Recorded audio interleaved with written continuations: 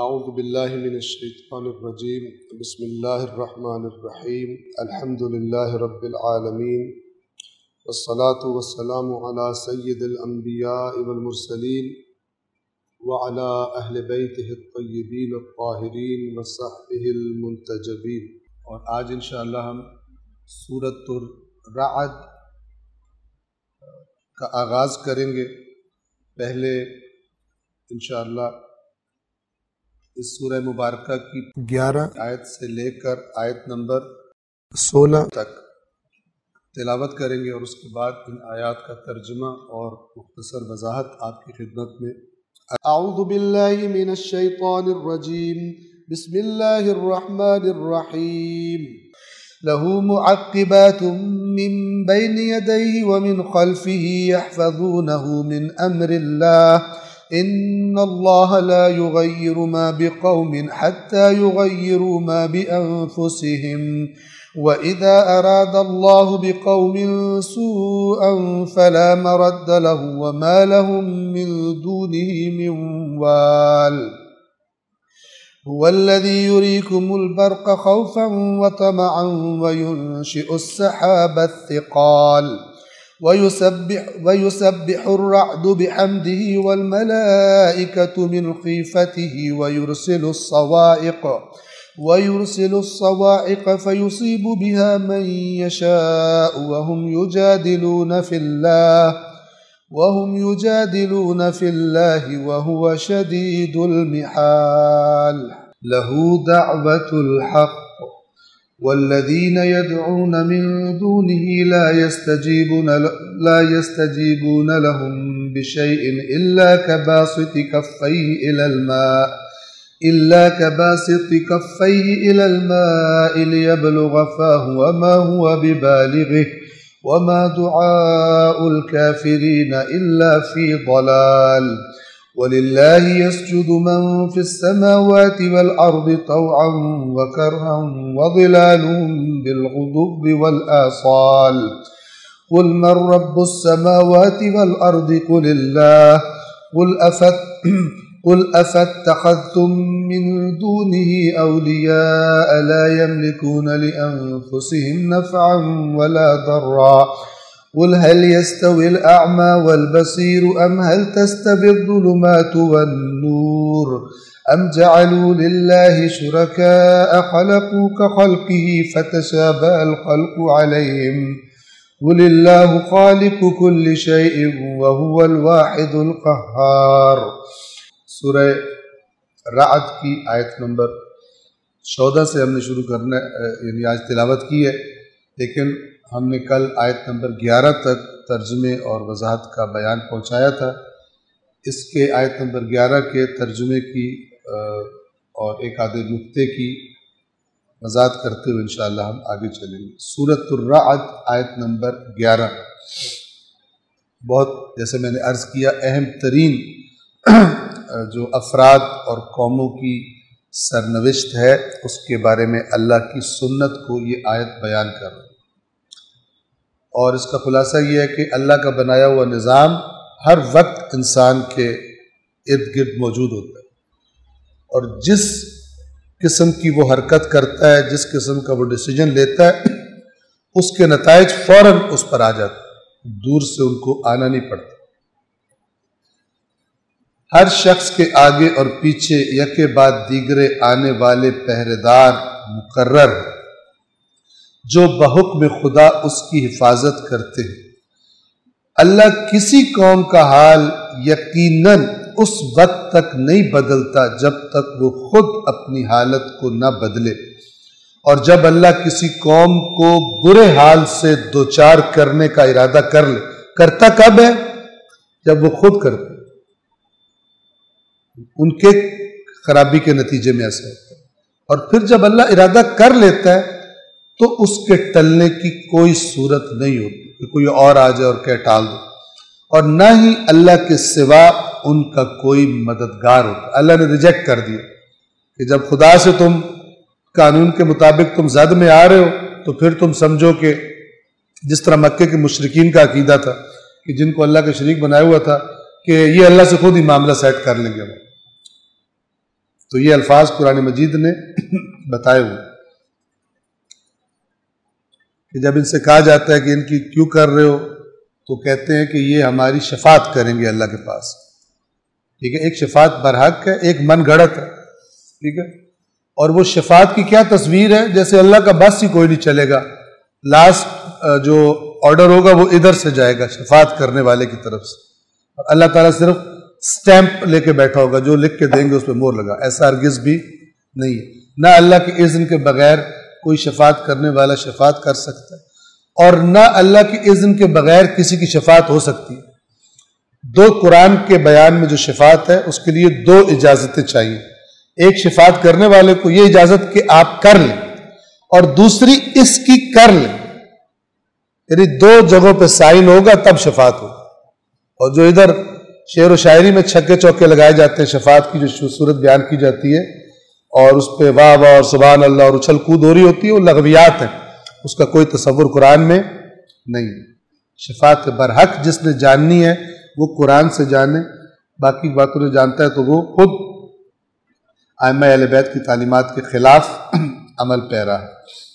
اس آیت نمبر 11 کا جو تفسیر کوثر میں ایک اس کی وضاحت لکھی ہوئی ہے وہ آپ کی خدمت میں عرض کل کرنا چاہتا تھا، ٹائم نہیں تھا.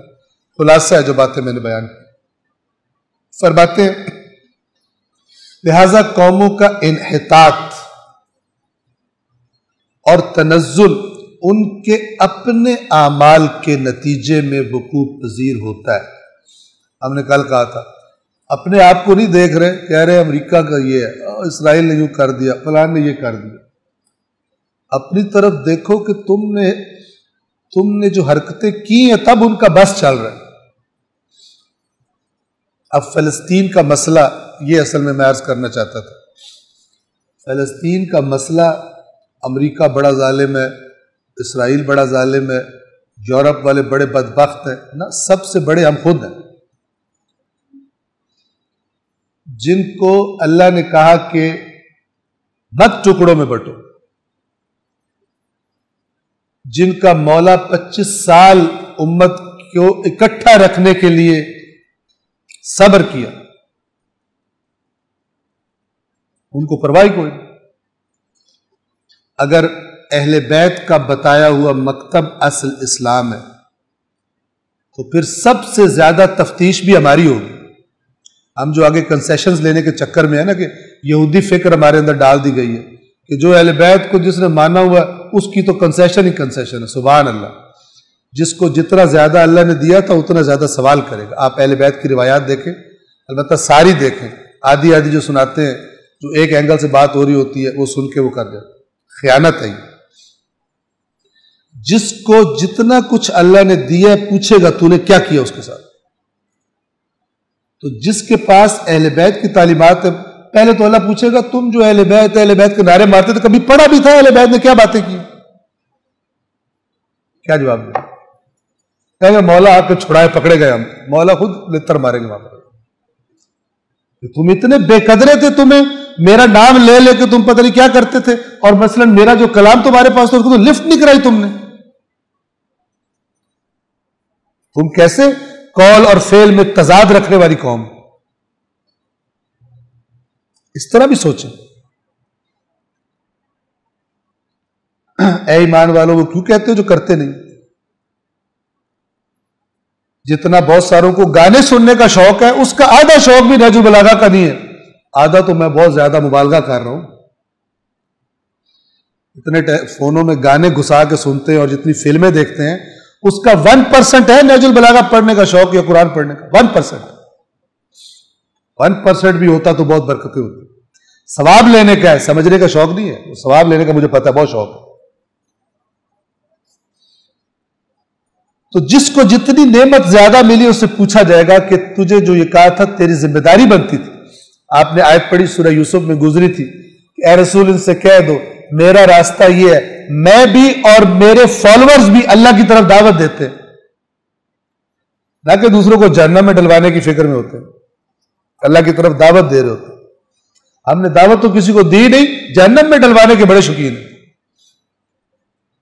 فرقہ واریت کے ماحول میں پرورش اور تربیت پائے ہوئے جن کو ممبروں سے صرف زہر گھولا گیا، ان کے اندر ڈالا گیا اور وہی زہریلی چیزیں باہر نکلتی. نہ یہ خبر ہے قرآن مجید کیا کہتا ہے، نہ یہ خبر ہے کہ سیرت مسلم میں اہل بیت کیا رہی ہے. دوسروں کے ساتھ برتاؤ میں پرواہ کوئی، صرف لڑوانے والی چیزوں کا ثواب اتنا زیادہ کر کے بتایا ہے کہ اور کوئی چیز سمجھ نہیں آتی. اے کاش کہ خود قرآن مجید کو دیکھتے، اے کاش کہ خود روایات کو دیکھتے، کیونکہ جو چیز زیادہ بکتی ہے نا عوام میں، زیادہ تر ممبر سے وہی بیان ہوتی ہے. انہیں پتا ہوتا ہے اس کو ویلیو اس کی لگنی ہے، دوسرے کی ویلیو لفٹ ہی کوئی نہیں کرائیں گے لوگ. اتنے مزاج نامانوس ہیں آیات قرآن سے کہ لگتا ہے کہ مثلا آپ مجلس پڑھنے جائیں، چونکہ میں تو مبتلا ہوں اس میں، اور آپ آیات قرآن سنائیں تو کیسی مجلس پڑھی ہے؟ سبحان اللہ، کیسی مجلس پڑھی ہے؟ قرآن کی آیات سے اس کو پرابلم ہو رہی ہے، کیسی مجلس پڑھی. ویسے نعرے مارتا ہے کہ قرآن اور اہل بیت میں جدائی نہیں ہے، تو جب اہل بیت کے ذکر میں مزہ آتا ہے تمہیں قرآن کی آیت میں کیوں مزہ نہیں آتا؟ اس کا مطلب اہل بیت کے نام پہ تمہارے سے چکر بازی ہوئی ہے، تمہیں اصل بات ان کی نہیں پتا، اس لیے تمہیں قرآن سے بدکتے ہو.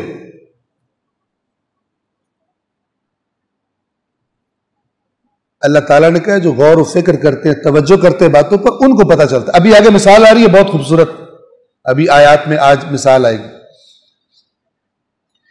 لہذا قوموں کا انحطاط اور تنزل ان کے اپنے اعمال کے نتیجے میں وقوع پذیر رہتا ہے، اور یہاں انسان کا اپنا ہی عمل تقدیر ساز ہے.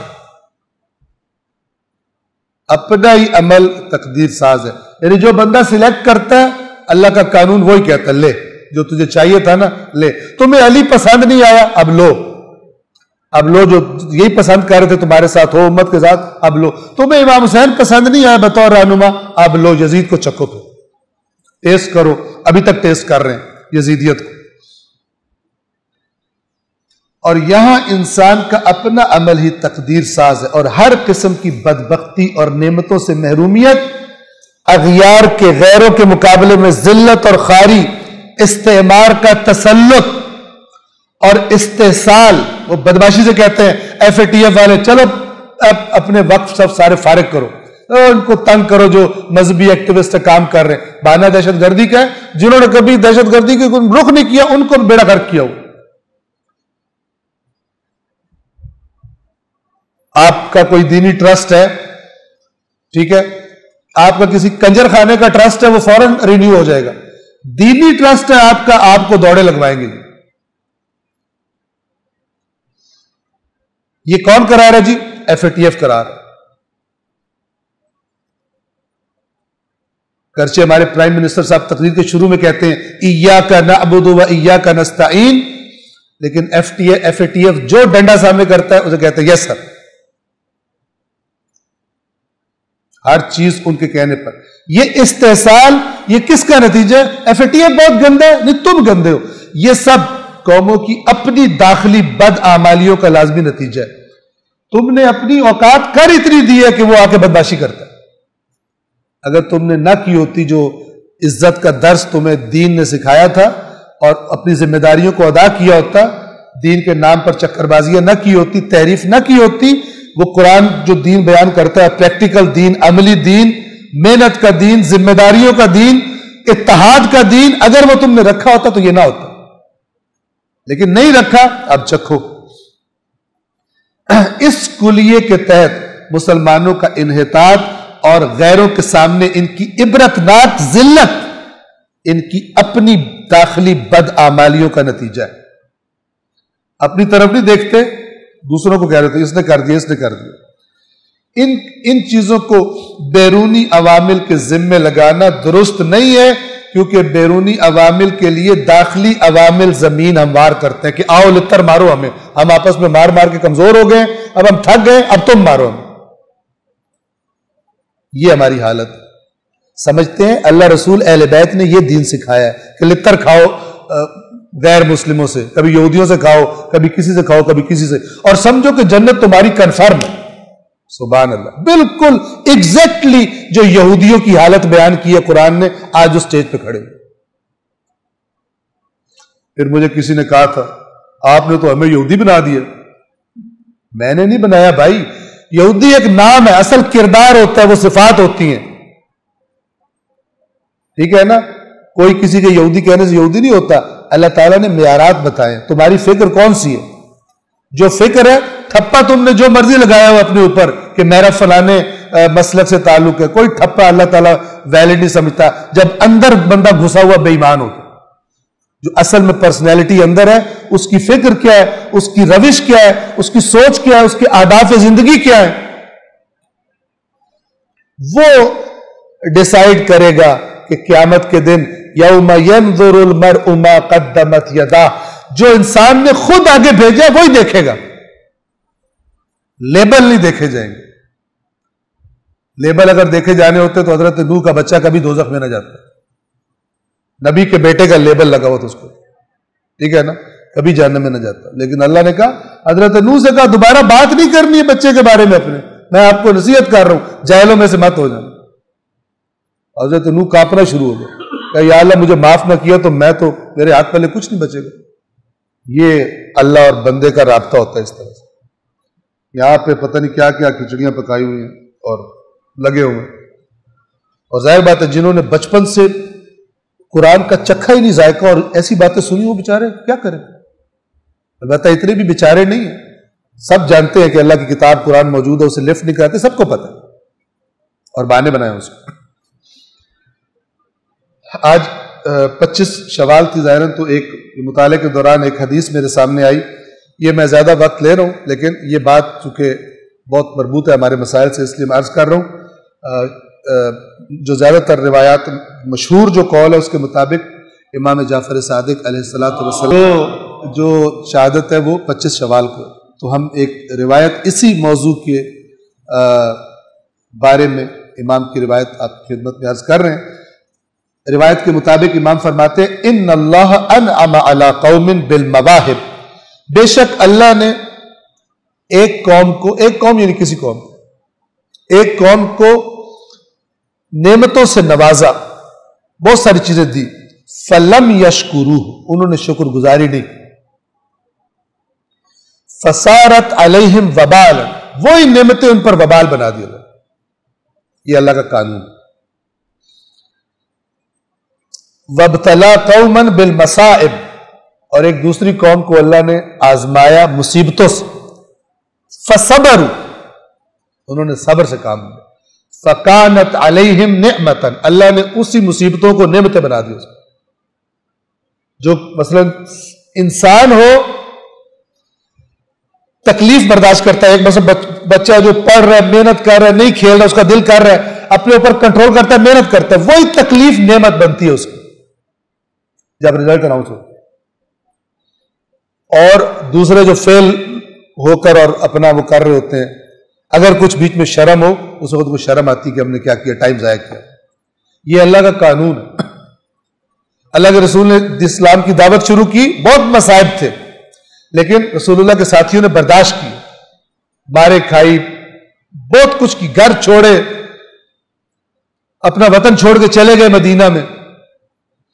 اللہ نے اپنا وعدہ پورا کیا ان سے. یہ جو تمہیں مار رہے ہیں، یہ ان کا سارا غرور تکبر، اللہ تعالیٰ تمہیں اقتدار دے گا. اللہ تعالیٰ نے اقتدار دے دی. یہ خدا کا قانون ہے. یہ صرف بغیر عمل کیے، بغیر سمجھے کہ دین کیا چیز ہے، صرف تسبیح نکالنے سے یہ نہیں ہوتا. یہ سنت الہی نہیں ہے. قوم کو عمل سے، یہ جب میں یہ بات کہتا ہوں اس سے قطعاً مراد نہیں ہوتی تسبیح نہیں پڑھنی ہوتی، ٹھیک ہے نا، تسبیح اس کے رد مراد نہیں ہے. لیکن یاد رکھیے دین میں دھوکہ دین کے نام پر ہی ہوتا ہے. لیکن ٹریک کانٹا پٹڑی بدل دیتے ہیں اور ٹرین کہیں اور چلی جاتی، جہاں جانا ہوتا ہے وہاں نہیں جاتی. ابھی ایک جگہ پر مجلس تھی، امام ہی کا فرمان، یہ فرمان ختم ہو گیا، ایک اور فرمان آپ امام کا ہی سن لیں، توجہ کریں. جس کو پتہ ہی نہ میں کہاں جا رہا ہوں، بس جو سکھا دیا. کوئی وظیفہ بتائیں قبلہ صاحب، بڑی مشکلات ہے. سبحان اللہ. امام نے فرمایا، یہ بھی امام جعفر صادق علیہ السلام کا فرمان، کہ تو یہ تو سوچ کہ جب اللہ کے نبی جیسی ہستی پر مشکلات آتی صرف وظیفے کرتے تھے یا کچھ عمل بھی کرتے تھے جا کر؟ دشمن باہر آیا کھڑا جنگ لڑنے کے لیے، لگے ہوئے خندق کھود رہے ہیں تو اندر بیٹھ کے تسبیح نکالنے سے پوری قوم تباہ کر دی، بے عمل بنا دی، سست کام چور بنا دی.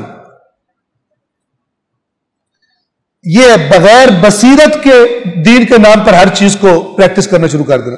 امام کیا فرماتے ہیں؟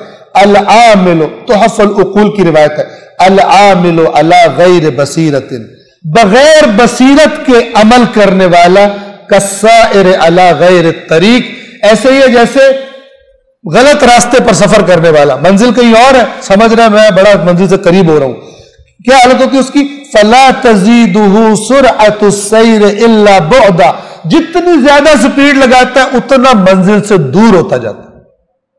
سمجھ رہا ہے بڑا میں سفر کر رہا ہوں بغیر بصیرت. او بھائی کرو وظیفے فلان کرو جو مرضی کرو، پہلے دیکھو رسول اللہ کیا تھا. ہمارے پیر نے بتایا، تمہارے پیر کچھ بھی نہیں ہے رسول اللہ کے مقابلے میں، سیرت اہل بیت کے مقابلے میں. اگر کوئی چیز پیر سیرت اہل بیت سے ہٹ کے بتا رہا ہے بے ایمان ہے وہ. ہمارے بزرگوں نے خواب دیکھا تھا ایک ٹانگ پہ کھڑے ہو کے 3 دن چلا کرنا، سبحان اللہ. یہ کون سے رسول نے بتایا؟ قرآن نے بتایا، اہل بیت نے بتایا. اس قسم کی لغویات کچھ پتہ نہیں ہندوؤں سے لی، کچھ پتہ نہیں کہاں سے لے کے اس ملغوبے کو اب اسلام کا نام دے دیا، جس میں جان ہی ختم ہو گئی. اللہ کا دین ہوگا وہ اپنا اثر دکھائے گا زندگیوں میں، اگر نہیں ہوگا اسی طرح ذلت مقدر بنتی رہے گی. ٹھیک ہے؟ جب تک وقال الرسول یا رب ان قوم اتخذوا هذا القرآن مهجورا، یہ اس لیے ذلیل ہوئے تھے انہوں نے تیرا قرآن چھوڑ دیا، اور بڑے علمی انداز میں دلائل کے ساتھ چھوڑا تھا. صلوات پڑھیں محمد و آل محمد.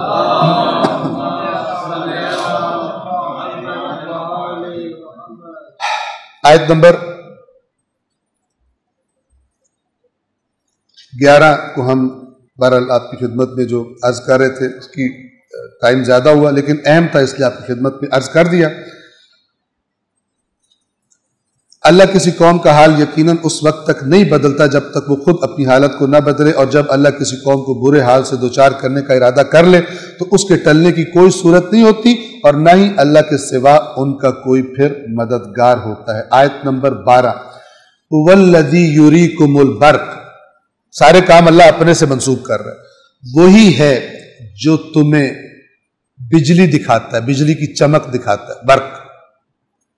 خوفاً وطمعاً، اور اس بجلی کی چمک میں خوف بھی ہوتا ہے تمہارے لیے، ڈرتے بھی ہو، اور طمع بھی ہوتا ہے، لالچ بھی. بعض اوقات جب بجلی چمکتی ہے انداز اس کا ایسا ہوتا ہے کہ ڈر جاتا ہے بندہ، اور بعض اوقات ایسے چمکتی ہے کہ بندہ خوش ہوتا ہے، بارش آنے والی. آپ نے دیکھا ہوگا گرمی کے بعد جب بادل آئیں اور کبھی کبھی بجلی بیچ میں چمک رہی ہو تو انسان اس کو دیکھ کے انجوائے کرتا ہے کیونکہ اس کا مطلب ہوتا ہے بارش آ رہی، اور کبھی وہ ایسے چمکتی ہے کہ بندہ جو ہے وہ ڈر جاتا ہے. تو یہ دونوں، وہی ہے جو تمہیں ڈرانے اور امید دلانے کے لیے بجلی کی چمک دکھاتا ہے. وَيُنْشِئُ السَّحَابَ الثِّقَالَ، اور وہی ہے جو بادلوں کو اٹھاتا ہے. توجہ کریں، سسٹم بنا کے چھوڑ نہیں دیا اس نے، وہ ہے جو اٹھاتا ہے. گویا کہ اگر روایات میں فرشتے بھی آئے، فرشتوں کو بھی اس کی سپورٹ ہے، ورنہ فرشتے بھی کسی کام کرنے کے قابل نہیں. ہر چیز میں آپ پہلا خطبہ پڑھیں نہج البلاغہ میں، ہر جگہ پر موجود ہے اور ایکٹیو ہے، سویا ہوا نہیں ہے، نہ اسے اونگ آتی ہے نہ نیند آتی ہے، نہ ہی سائڈ پہ بیٹھ کے ریٹائر ہو گیا. اور وہی بھاری بادلوں کو ینشئ اٹھاتا ہے، پیدا کرتا ہے، اٹھاتا ہے. آیت نمبر 13 وَيُسَبِّحُ الرَّعْدُ بِحَمْدِهِ وَالْمَلَائِكَةُ مِنْ خِيفَتِهِ، اور گرج، جو بادلوں کی گرج ہوتی ہے وہ اس کی حمد کے ساتھ تسبیح کرتی ہے. اب یہ تسبیح زبان حال سے، ٹھیک ہے. قرآن نے کہا ہے کہ وَإِن مِّن شَيْءٍ إِلَّا يُسَبِّحُ بِحَمْدِهِ، کوئی چیز ایسی نہیں ہے اس کائنات میں جو اللہ کی حمد نہ کرتی ہو. وَلَكِن لَا تَفْقَهُونَ تَسْبِيحَهُمْ، تم ان کی تسبیح کو نہیں سنتے. کیا ہے وہ؟ اللہ کی ذات بہتر جانتی ہے. ہاں انسان کے علم کی ترقی اور اس کائنات کی چیزوں کا جو ڈسکور کرنا ہے، اس میں اب ایسی چیزیں کہ جن کو انسان پہلے سمجھتا تھا یہ تو نہیں، بولنے کا تصور نہیں تھا ان کے، اب کہتے ہیں درخت بھی آپس میں بولتے ہیں، آپس میں رابطہ کرتے ہیں، باقاعدہ ان کی زبان ہے، ٹھیک ہے؟ یعنی یہ مسلمانوں کا انکشاف نہیں ہے، ان کا انکشاف ہے جن پر ہمیں اللہ سے زیادہ ایمان ہے، یعنی ویسٹ والوں، یورپ والوں، کیونکہ ان کے نظریات زیادہ اٹریکٹیو ہیں دین کی باتوں سے ہمارے لیے۔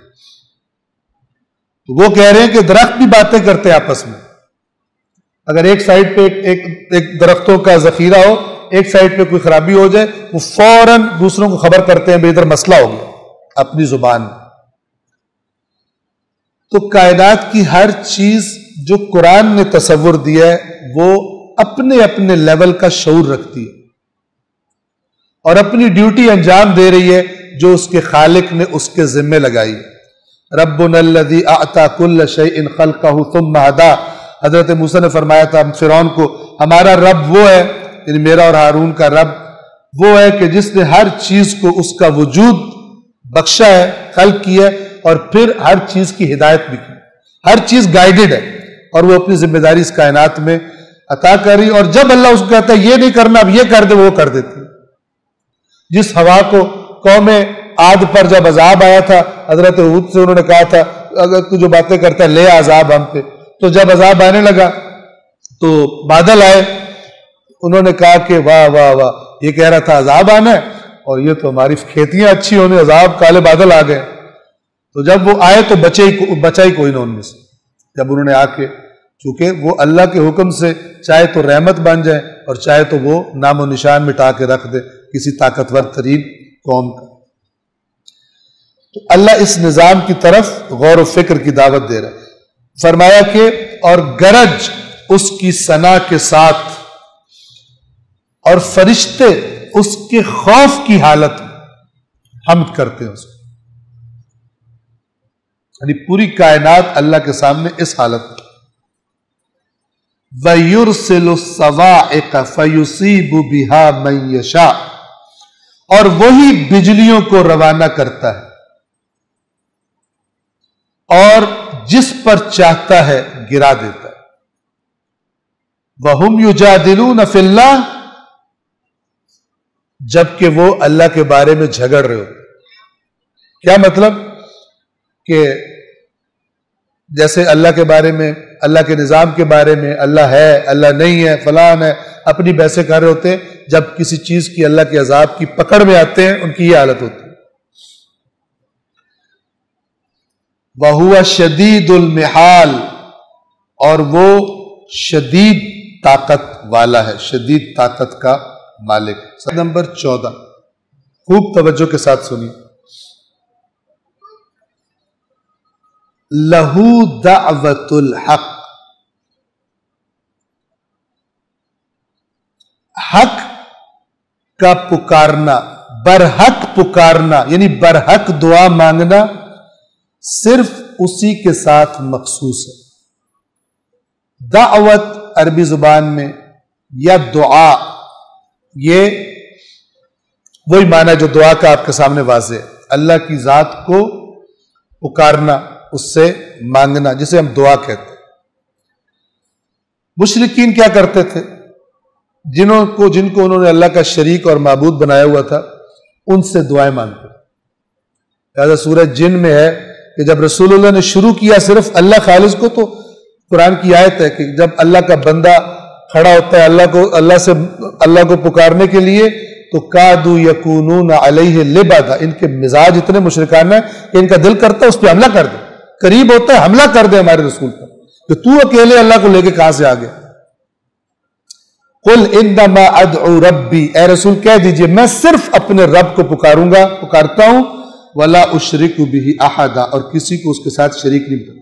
یہ آیت بھی انہی مشرکین کے، میں نے عرض کی تھی شروع میں سورہ رعد کے، کہ اس کے جو مخاطبین ہیں وہ مکے کے مشرک ہیں، ان سے کہا جا رہا ہے لہو دعوت الحق، اور صرف اللہ کو، ترجمہ جو انہوں نے کیا ہے تفسیر کوثر نے، وہ آپ کے سامنے پڑھ رہا ہوں، صرف اللہ کو پکارنا برحق ہے، والذین یدعون من دونہ لا یستجیبون لہم بشیء، اور وہ اللہ کو چھوڑ کر جنہیں پکارتے ہیں وہ انہیں کوئی جواب نہیں دے سکتے، الا سوائے، اللہ تعالیٰ تصویر دکھا رہا ہے کہ جو تم مشرک اللہ کے علاوہ اوروں کو پکار رہے ہو، اپنے شریکوں کو، ان سے دعائیں مانگ رہے ہو، اس کی مثال میں تمہیں بتا رہا ہوں کہ ملنا کچھ نہیں ہے، یہ بتا رہا ہوں کہ تم کر رہے کیا ہو، تمہاری تصویر کیسی ہے۔ فرمایا الا کباسط کفیہ، سوائے یہ کہ یہ اس شخص کی طرح ہے جو اپنے دونوں ہاتھوں کو یوں کرے، بسط یعنی پھیلا دینا، اپنے دونوں ہتھیلیوں کو پھیلا دے الی الماء، پانی کی طرف، لیبلغ فاہ، تاکہ پانی اس کے منہ میں آ جائے۔ پانی کبھی ایسے آیا؟ ٹھیک ہے نا، یہ پانی میرے پاس پڑا ہوا ہے، اس بہانے سے تھوڑا سا پی بھی لوں، تو یہ پانی کو میں کہوں کہ آ جا، آئے گا؟ نہیں آئے گا، مجھے اپنے ہاتھوں کو آگے بڑھا کے پانی پینا پڑے گا۔ اللہ تعالیٰ کہہ رہے ہیں یہ ایسے ہیں جیسے کوئی شخص اپنی دونوں ہتھیلیوں کو، ہاتھوں کو پھیلائے پانی کی طرف تاکہ پانی اس کے منہ میں آ جائے، وما ہوا ببالغہ، جبکہ وہ اس کے منہ تک آنے والا نہیں۔ یہ تو بالکل سمپل سی بات ہے۔ اگر کسی بندے کو پیاس لگی ہو آپ کے سامنے، پانی دور پڑا ہو، وہ وہاں سے پانی کو یوں کرے، آپ کہیں گے خیریت تو ہے؟ آپ پانی مجھے کہ میں لا دیتا ہوں، یہ کیا کر رہے ہیں؟ اللہ یہ مثال دے، یہ اتنے بے وقوف ہیں، یعنی یہ مثال ایک احمق کی مثال ہے، جیسے تاکہ پانی خود اس کے منہ تک پہنچ جائے، حالانکہ وہ اس تک پہنچنے والا نہیں ہے۔ وما دعاء الکافرین الا فی ضلال، اور کافروں کی دعائیں تو بے فائدہ ہیں، بے سود ہیں۔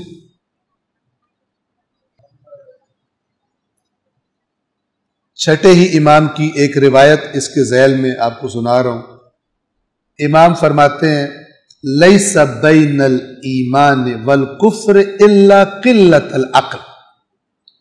توجہ کریں، اللہ نے بھی مثال دی ہے، بیوقوفوں کی مثال دی، فرما رہے ہیں کہ ایمان اور کفر کے درمیان سوائے عقل کی کمی کے اور کوئی فرق نہیں۔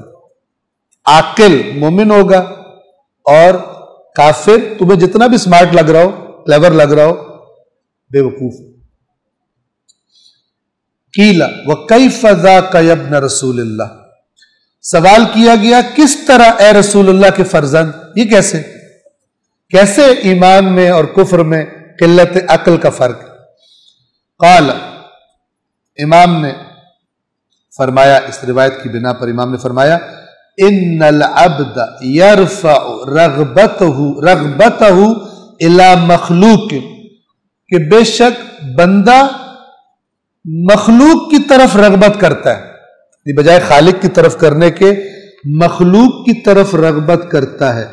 فلو اخلص نیتہ للہ، اور اگر وہ مخلوق کی طرف رغبت کی جگہ خالص اللہ کی طرف اپنی نیت کو کر دیتا، لَأَتَاهُ الَّذِي يُرِيدُ فِي أَسْرَعَ مِنْ ذَلِكَ، تو وہ جس چیز کے لیے مخلوق کی طرف رغبت کر رہا تھا اس سے جلدی اللہ کی طرف سے اس کو وہ مل جاتی۔ اور یہ سیدھی بات ہے، اللہ سب سے زیادہ پاورفل، اللہ سب سے زیادہ سننے والا، سب سے زیادہ جاننے والا۔ تو تفسیر کوثر میں اس کی وضاحت میں لکھتے ہیں غیر اللہ کو پکارنے میں جو حماقت اور صفات ہے اس کی طرف اس آیت میں اشارہ کیا گیا ہے کہ غیر اللہ سے کسی چیز کا طلب کرنا ایسا ہے جیسے پیاسا بے شعور پانی سے یہ توقع رکھے کہ وہ از خود اس کی پیاس آ کر بجھا دے۔ 15 وَلِلَّهِ يَسْجُدُ مَنْ فِي السَّمَاوَاتِ وَالْأَرْضِ طَوْعًا وَكَرْهًا، اور صرف اللہ ہی کے لیے سجدہ کرتے ہیں جو کوئی آسمانوں میں ہے اور جو کوئی زمین میں، چاہتے ہوئے اور نہ چاہتے، سب خدا کے تابع فرمان۔ کوئی اپنی مرضی سے جھک جائے تو بھی اللہ ہی کو سجدہ ہے، اللہ کو ہی جھکنا ہے، اور کوئی مرضی سے نہ جھکے اور اللہ اس کی گردن توڑ کے اس کو مار کے اس کا نام و نشان مٹا کر جھکا دے اس کو، نہ چاہتے ہوئے جھکنا آخر میں اللہ کو یسر۔ اور آسمانوں اور زمین میں بسنے والے سب چاہتے ہوئے اور نہ چاہتے ہوئے، یعنی جو چاہتے ہیں وہ بھی، جو نہیں چاہتے بالآخر وہ بھی اللہ ہی کو سجدہ کرتے، وَظِلَالُهُمْ، اور ان کے سائے بھی۔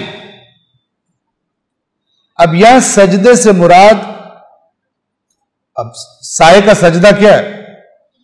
مراد یہ ہے کہ اللہ تبارک و تعالی نے جو اس کو جس طرح حرکت سکھائی ہے، جس طرح بننا ہے اس نظام کے مطابق، کہ لائٹ آتے آتے جب کسی باڈی پر ٹکرائے گی جو شفاف نہیں ہے، اس کا سایہ بنے گا وہاں، اور سائے کا گھٹنا اور سائے کا بڑھنا سورج کی حرکت کے ساتھ، یہ سب اللہ کی اوبیڈینس، یہ اسے کہتے ہیں سجدہ تکوینی، کہ ساری کائنات اللہ کے سامنے جھکی ہوئی۔ وَظِلَالُهُمْ، اور ان کے سائے بھی، بِالْغُدُوِّ وَالْآصَالِ، غدو کہتے ہیں دن کے آغاز کے ٹائم کو، اور آصال جو دن کا لاسٹ حصہ ہوتا ہے اس کو کہتے ہیں۔ اور اس ٹائم آپ کو پتہ سائے ذرا نسبتاً لمبے لمبے ہوتے ہیں، اور ان کی حرکت ذرا آرام سے جلدی دیکھی جا سکتی ہے۔ اگر آپ کسی جگہ بیٹھے ہو کھلی جگہ پر دن کے ٹائم پر، تو آپ دیکھ سکتے ہیں سائے کی موومنٹ۔ اسی طرح دوپہر کے ٹائم پہ چونکہ وہ چھوٹا ہو جاتا ہے، بہت سلو ہوتی ہے، ذرا دیر لگتی ہے، لیکن ویسے دیکھی جا سکتی ہے ان اوقات میں، کہ جن کا ذکر یہاں پر آیت میں کیا گیا۔ آیت نمبر 16، یہ بھی پیور خالص توحید، اس میں 3 چیزوں کو اللہ تعالیٰ نے اپنی ذات سے جوڑا ہے۔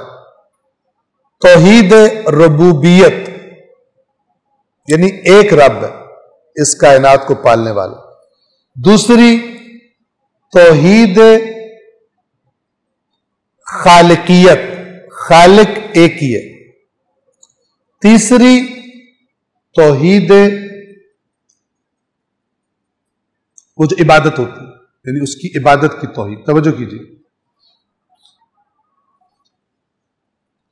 قل من رب السماوات والارض، اصل میں مشرکین ان کو رب کہتے تھے جن کو وہ پوجتے تھے۔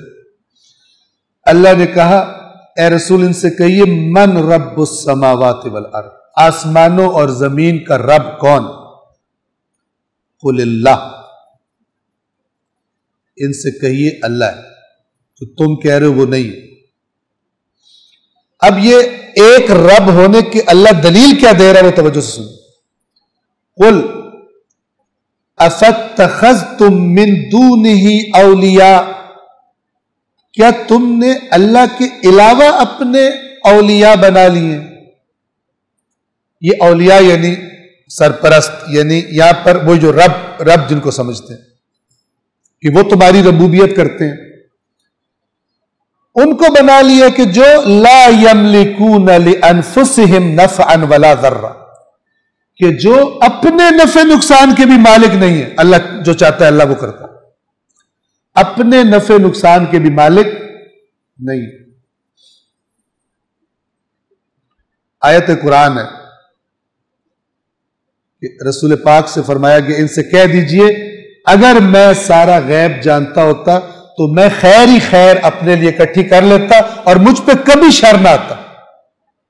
یعنی انکار کر رہے ہیں اس کا، میرے پر مصیبتیں آتی ہیں، پتھر لگے رسول اللہ کو، زخمی ہوئے، پتہ نہیں کیا کیا تکلیفیں اٹھائی، کہہ رہے ہیں اگر میں اللہ والا سارا رکھتا ہوتا تو میرے اوپر میں ساری خیر لستکثرت من الخیر وما مسنی السوء، میں خیر اپنے لیے کثیر کر لیتا ساری، اور میرے اوپر کبھی مصیبت نہ آتی، میں پہلے سے ہی اس مصیبت کا بندوبست کر لیتا جو مجھ پر مثلا آنے والی۔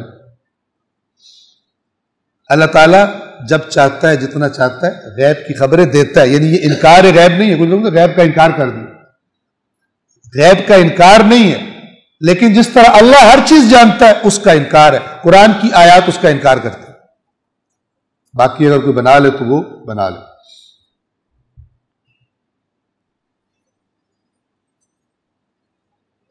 معذرت چاہتا ہوں میں آپ سے، کچھ لوگ قرآن سے کھیلتے ہیں۔ اب ایسا رسول اللہ کے فضائل پڑھے جا رہے ہیں، کیا کہہ رہے ہیں؟ رسول اللہ تعالیٰ کا عکس ہے. کیسے عکس ہے؟ اللہ کہتا ہے میں جسے چاہتا ہوں ہدایت کرتا ہوں. پھر قرآن میں کہتا ہے اے رسول انک لتہدی الی صراط مستقیم، تو بھی ہدایت کرتا ہے. اب یہاں پہ گھپلا کیا، آپ کو پتہ نہیں چلے گا اس گھپلے کا. جیسے میجیشن یوں کر کے کبوتر بنا دیتے ہیں نا، اور لوگ کہتے ہیں کلیپنگ کلیپنگ، کتنا اچھا کبوتر ہے، یوں کر دیا اس نے، آپ کو پتہ ہی نہیں چلا. حالانکہ قرآن میں دوسری جگہ کہا ہوا ہے انک لا تہدی من احببت، رسول جسے آپ چاہے ہدایت نہیں کر سکتے، ولکن اللہ یہدی من یشاء، اللہ جسے چاہتا ہے ہدایت ہوتی ہے. کیا یہ کوئی بتائے گا؟ سوال ہی پیدا نہیں ہوتا. پی جاؤ،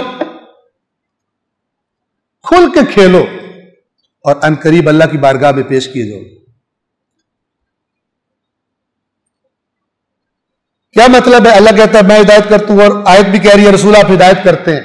واہ، ہدایت سے مراد بالکل سمپل ہے، آیات قرآن سے پتہ چل جاتا ہے. آپ راستہ دکھاتے ہو، آپ ہادی ہو، لیکن جو اس راستے پر چلنے کی توفیق ہے، قرآن میں کتنی آیتیں ہیں. آپ اس غم میں کہ یہ کیوں نہیں آ رہے اس راستے پر، خود کو ہلاک کر دو. کیوں اللہ نے کہا چٹکی بجائیں آ جائے راستے پر. یا قرآن کہتا ہے کیا آپ ان کو مجبور کریں گے کہ ایمان لے آئیں؟ اگر آپ کا رب چاہتا تو زمین پر جو کوئی ہے سب ایمان لے آتے، سارے کے سارے. تو کیا یعنی آپ کے رب نے جب یہ نہیں چاہا تو کیا آپ لوگوں کو مجبور کریں گے کہ وہ ایمان لے آئیں؟ یہ رسول اللہ کو روکا جا رہا ہے، کیونکہ رسول اللہ اپنی تڑپ میں کہ لوگ ایمان لائیں اپنے آپ کو مصیبت میں ڈالے رکھتے تھے. دن رات لگائے ہوئے ہیں کہ لوگ اللہ تعالیٰ روکتا ہو. رسول اللہ جب ٹینس ہوتے ہیں، کیونکہ بشر کے پیکر میں ہے، جب ٹینشن ہوتی ہے کہ یہ کیوں نہیں، میں انہیں بتانا چاہ رہا ہوں کیوں ان کا یہ رویہ ایسا ہے. جیسے ایک شفیق باپ اپنے لوفر بچے سے پریشان رہتا ہے کہ میں اسے کہتا ہوں کہ یار یہ کر، یہ لوفر اپنے گندے دوستوں کے ساتھ جاتا ہے، اسے تکلیف ہوتی ہے. اللہ کے رسول کو اس باپ سے زیادہ تکلیف ہوتی ہے. اللہ نے کہا کہ آپ تو اپنے آپ کو ہلاک کر دیں گے، چھوڑیں. اگر آپ کا رب چاہتا تو ہر کوئی ایمان لے آتا، لیکن یہ خود جب تک جھکنے کو مائل نہیں ہوتے، عقل سے کام نہیں لیتے، اپنی بدماشیاں چھوڑنے کا تھوڑا نہیں سوچتے، تب تک یہ نہیں ہو سکتا. اس طرح آیات سے کھیل، جب تک آپ قرآن سے مانوس نہیں ہوں گے یہ شوگدہ بازیاں ختم ہی نہیں ہو سکتی. باہر جا کے کہتے ہیں آج قبلوں نے قرآن سے ثابت کر دیا. تو پتہ ہے قرآن میں کیا لکھا ہوا، قرآن سے ثابت کر دیا، واہ واہ واہ واہ کر کے وہ پتہ ہی نہیں ہوتا. آدھی بات کی ہے، ہیرا پھیری کر دی، کہاں کی آیت اٹھا کے کہاں فٹ کر دی. کس کو پتہ ہے؟ جس نے قرآن پڑھنا اس کو پتہ، اور پڑھنا بھی اچھی طرح. اسلام جس کورس کا نام ہے اس کے سلیبس کی لازمی کتاب قرآن ہے. جو نہیں پڑھے گا اس کی گارنٹی نہیں ہے، رسول کی شکایت کی زد میں آئے گا. اور وہ کوئی اچھا ٹائم نہیں ہوگا کہ جب رسول پاک شکایت کر رہے ہوں گے کہ چلو جی شکایت ہوگی اب مٹی پاؤ، اب شفاعت کرے ہماری. آؤ تھوڑا بیٹھے، آپ نے شکایت کرنی تھی کر لی، اب آپ ہماری شفاعت کر. اے کاش کے دین بچپن سے صاف صاف سیدھا سیدھا ان آیات سے سکھایا جاتا. ٹھیک ہے، تو امت کی حالت شاید وہ نہ ہوتی کہ جو آج بنی ہوئی.